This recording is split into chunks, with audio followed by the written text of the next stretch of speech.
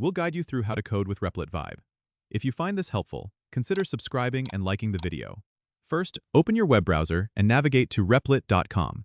Once you're on the site, sign up or log in to your Replit account. After you're logged in, you'll be taken to your dashboard. Here, click on the Create button to start a new project.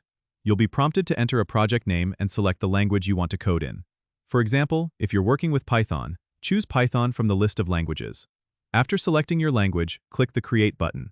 Now, you will see the Replit Vibe coding environment, which has a code editor, a console, and a file explorer. You can start typing your code in the main editor area. If you're using Python, you can write a simple print statement to test if everything is working correctly. For example, type print followed by parentheses and a message inside quotes, like this: print hello world. To run your code, look at the top of the page and click on the Run button. You'll see the output in the console at the bottom of the screen. If you need to add files, click the Add File button in the File Explorer section. You can also invite collaborators by clicking the Invite button and entering their email addresses. Replit Vibe offers an integrated chat feature, so you can communicate with your collaborators directly in the environment.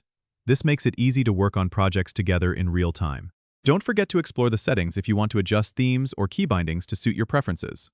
Replit Vibe is a powerful tool for coding collaboratively or solo, and with these steps, you'll be up and running in no time. Don't forget to subscribe and comment if this helped you out.